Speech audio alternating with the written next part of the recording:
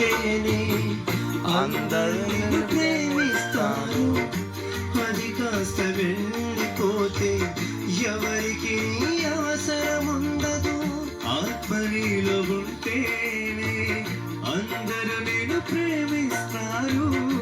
అది కాస్త వెళ్ళిపోతే ఎవరికి అవసరం ఉండదు. కన్నవారే ఉన్నను కట్టుకున్నవారున్నను ఎవరికి కనిపించకని ఆత్మ వెళ్ళిపోను. కన్నవారే ఉన్నను కట్టుకున్నవారున్నను ఎవరికి కనిపించకని ఆత్మ వెళ్ళిపోను.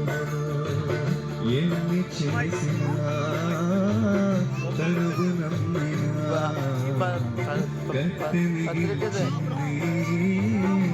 కన్నీటి గాథ. కట్టెలపై నీ శరీరం కనిపించదు గంటకు మళ్ళీ. మట్టిలోన పెట్టిన నిన్నే గుర్తించదు నీ తల్లి. ఎన్ని చేసినా తరువు నమ్మినా కట్టె మిగిల్చింది కన్నీటి గాథ. కట్టె మిగిల్చింది కన్నీటి గాథ. మరి ఈ వడ్లధామపురంలో నివసిస్తున్న నివాసులందరికీ మరి యేసుక్రీస్తు వారి పేరిట మీ అందరికీ కూడా శుభములు. సర్వేశ్వరుడైన దేవుని సకల ఆశీర్వాదాలు మేలులు మీ అందరికీ కూడా మరి రావాలని, ఆ దేవుని ద్వారా మీకు మేలు జరగాలని మనసారా కోరుకుంటూ మరి కొన్ని మాటలు మీ యొద్దకు మేము తెచ్చాము. మరి ఎంతో సుదూర ప్రాంతము నుండి మీ యొద్దకు రావడానికి గల కారణం, ఏదో మీ యొద్ద నుండి మేము ఆశించి మేము రాలేదు, మీ దగ్గర ఏదో పొందుకోవాలని మేము రాలేదు.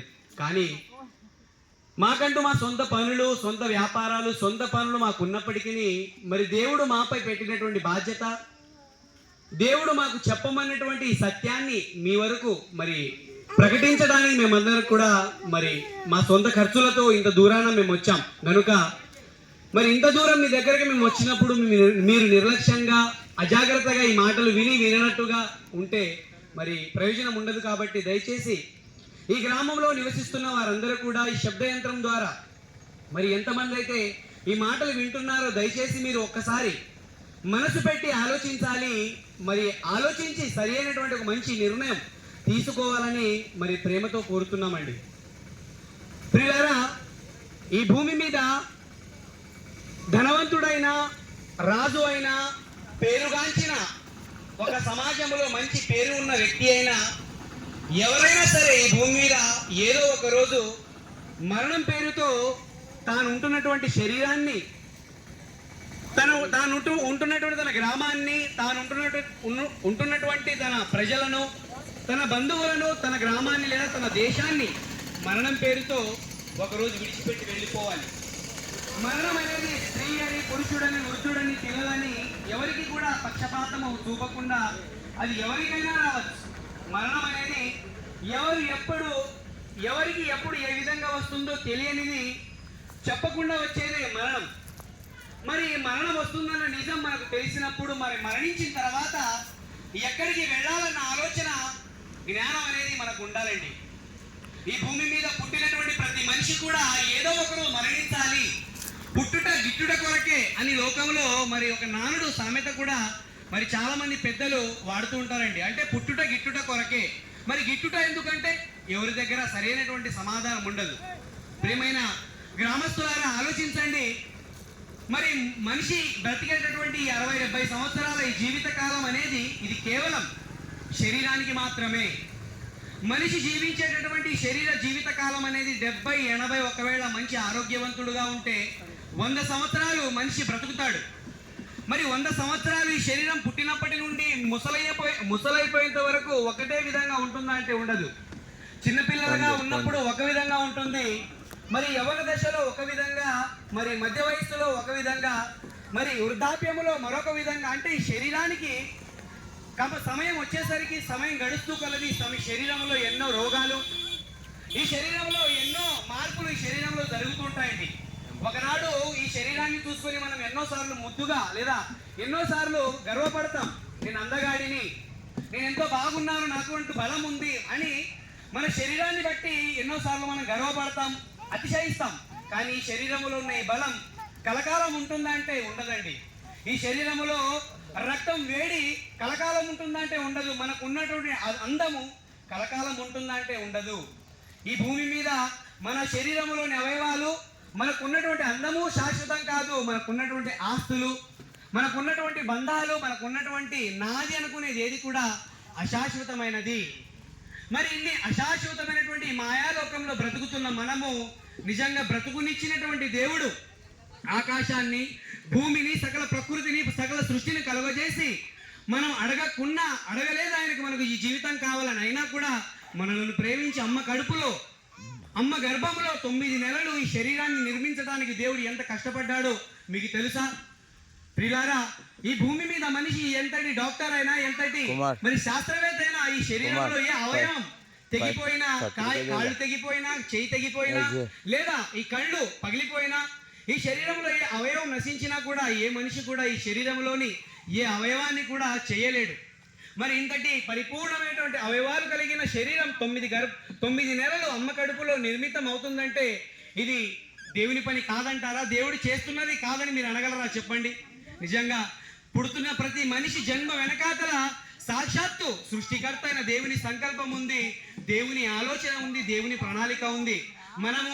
మనం ఈ భూమి మీద మన తల్లిదండ్రులు అనుకున్నారు కాబట్టి మనం పుట్టలేదండి. సాక్షాత్తు సృష్టిని కలుగజేసిన సృష్టికర్త అయిన దేవుడు, ఇదిగో ఫలానా నా కుమారుడు భూమి మీదకి వెళ్ళాలి, ఫలానా నా కుమార్తె ఈ భూమి మీదకి వెళ్ళాలి, ఆమె నా కొరకు బ్రతకాలి, నా కొరకు ఆలోచించాలని నిన్ను గురించి, నన్ను గురించి, మనలను గురించి దేవుడు ముందుగానే తాను రాసుకున్నాడు. మనము ఇన్ని సంవత్సరాలు బ్రతకాలి, ఫలానా వ్యక్తి 70 సంవత్సరాలు బ్రతకాలి, ఫలానా వ్యక్తి 50 సంవత్సరాలు బ్రతకాలని మన జీవిత కాలాన్ని మనం పుడుతున్నప్పుడే, మనం పుట్టక ముందే దేవుడు రాసుకొని ఈ భూమి మీదకు పంపించాడండి. కానీ మనిషి దేవుడిచ్చినటువంటి కాలాన్ని, దేవుడిచ్చినటువంటి ఈ జీవిత కాలాన్ని మనిషి ఎందుకొరకు బ్రతుకుతున్నాడు చెప్పండి? మనము మన పిల్లల కోసం బ్రతుకుతున్నాం. అంటే పిల్లల కోసం బ్రతకకూడదని కాదు, పిల్లలకు ఆస్తులు సమకూర్చకూడదని కాదు, కానీ వాళ్ళకు సంపాదించి, వాళ్ళకు మంచి చదువులు చదివించి, వాళ్ళ భవిష్యత్తు తల్లిదండ్రులుగా మనం చూడటం మన బాధ్యత. కానీ మన పిల్లల విషయంలో మనం ఎంతగా జాగ్రత్త కలిగి ఉంటామో, వారి భవిష్యత్తు బాగుండాలని ఎంతగా కష్టపడతామో, మనకు బ్రతుకునిచ్చి, మనకు జీవితాన్నిచ్చి, మనకు శరీరాన్ని ఇచ్చి సమస్తాన్ని అనుగ్రహించినటువంటి దేవుడు కూడా మనపై బాధ్యతను పెట్టాడు. మనము ఆయన కొరకు ఆలోచించాలని, ఆయన చెప్పిన ప్రకారంగా మన జీవితాన్ని భూమి మీద నమ్మకంగా బ్రతకాలని దేవుడు కోరుకున్నాడు. మరి ఆయన కోరిక ప్రకారంగా ఈ భూమి మీద ఎవరు బ్రతుకుతున్నారు చెప్పండి? పొద్దున లేచినప్పటి నుండి నా కడుపు, నా సంపాదన, నా వ్యాపారము, నా జీవితము, నా ఆస్తి, నా సమస్యలు, నా అని ఈ భూమి మీద తిరుగుతూ తన జీవిత కాలాన్ని సర్వనాశనం చేసుకుంటూ అర్ధాంతరంగా మరణించి నిత్యాగ్ని దండనకు మనిషి వెళ్ళిపోతున్నాడండి. ఇలా నిత్యాగ్ని దండనకు జారిపోవడానికి మనుషులకు దేవుడు జీవితాన్ని అనుగ్రహించలేదండి. ప్రతి మనిషి కూడా తన బ్రతుకు పరమార్థాన్ని తెలుసుకొని తాను ఎందుకు వచ్చాడో గ్రహించి, దేవుని మాట ద్వారా తెలుసుకొని తన మనస్సును దేవుని వైపు త్రిప్పాలని, తన మనస్సును దేవుని వైపు త్రిప్పి తన మనస్సులో మారుమనస్సు పొంది తన పాప జీవితాన్ని విడిచిపెట్టాలని దేవుడు కోరుకున్నాడు, దేవుడు ఆశపడ్డాడు. అలా ఆశపడ్డాడు కనుకనే ప్రపంచాన్ని రక్షించడానికి, ప్రపంచాన్ని సన్మార్గంలో నడిపించడానికి ఒక ఆదర్శమూర్తిని, ఆదర్శ త్యాగశీలిని శకపురుషుడుగా, యుగ పురుషుడుగా గుర్తింపు ఇచ్చి ఈ లోకానికి పంపించాడు. ఆయనే యేసుక్రీస్తు వారండి. యేసుక్రీస్తు వారి భూమి మీద ఎందుకు వచ్చాడో, ఆయన రాకలోని పరమార్థం ఈరోజు అందరికీ అర్థం కాలేదు. ఆయన ఒక వర్గానికి సంబంధించిన వాడని కొందరు, ఆయన చిన్న కులానికి సంబంధించిన దేవుడని మరికొందరు, ఇలా రకరకాలుగా యేసు యొక్క గొప్పతనాన్ని ఎరుగక దేవుని గూర్చి, యేసుక్రీస్తుని గూర్చి చాలా మరి భిన్నాభిప్రాయంతో చిన్న చూపు యేసుక్రీస్తు వారిని చూస్తున్నారు. నిజంగా ప్రపంచంలో 800 కోట్ల మంది ప్రపంచంలో జనసంఖ్య ఉన్నారు. మన భారతదేశం ఇంతే, కానీ ప్రపంచం చాలా పెద్దది. చాలా పెద్దదైనటువంటి ప్రపంచంలో 450 కోట్ల మంది యేసుక్రీస్తు వారిని నమ్మేవారు ఉన్నారు. నమ్ముతారా మీరు? 450 కోట్ల మంది యేసు ప్రభును నమ్ముతున్నారు. ఎందుకు? యేసుక్రీస్తు వారి జీవితం అంతటి మరి ఆదర్శమయం. ప్రపంచంలో రాజులు, చక్రవర్తులు, మేధావులు అనబడిన వారు ఎందరు వచ్చినా అందరూ కూడా తమ కుటుంబాల కొరకు యుద్ధాలు చేశారు, పోరాడారు. సమాజంలో తమకంటూ పేరు కొరకు ప్రాకులాడారు. కానీ యేసుక్రీస్తు వారు నిన్ను నన్ను ప్రపంచాన్ని రక్షించడానికి ఈ భూమి మీదకు ఒక సాధారణమైన వ్యక్తిగా శరీరాన్ని ధరించుకొని ఈ భూమి మీదకి వచ్చాడండి.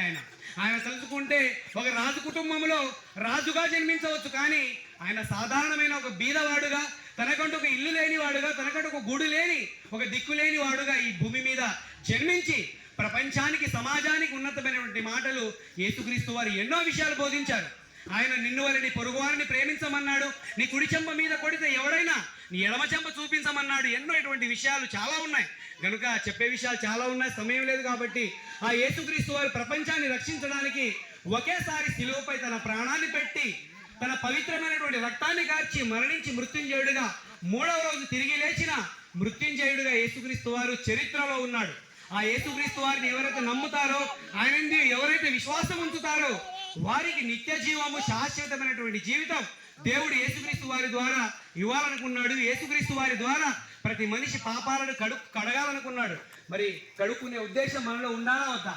కనుక మనం పాపాలతో మరణిస్తే చాలా ప్రమాదమైన చోటుకు వెళ్ళే ప్రమాదం ఉంది. కనుక మనలో ఉన్న పాపాలు కడగబడాలంటే యేసుక్రీస్తే మార్గముగా మనం తెలుసుకొని ఆయన నమ్మి ఆయన చెప్పిన ఉన్నతమైనటువంటి మాటలు మనం పాటించగలిగితే శాశ్వతమైనటువంటి జీవితాన్ని స్వతంత్రించుకునే అవకాశం యేసుక్రీస్తు వారి ద్వారా దేవుడు అనుగ్రహించాడని మీకు అందరికీ తెలుపుతూ మరి నా మాటలు ముగిస్తున్నా. ప్రతి ఒక్కరు కూడా ఆలోచించి మంచి నిర్ణయం తీసుకోవాలని మరి అందరికీ కూడా ప్రేమతో కోరుతున్నాను.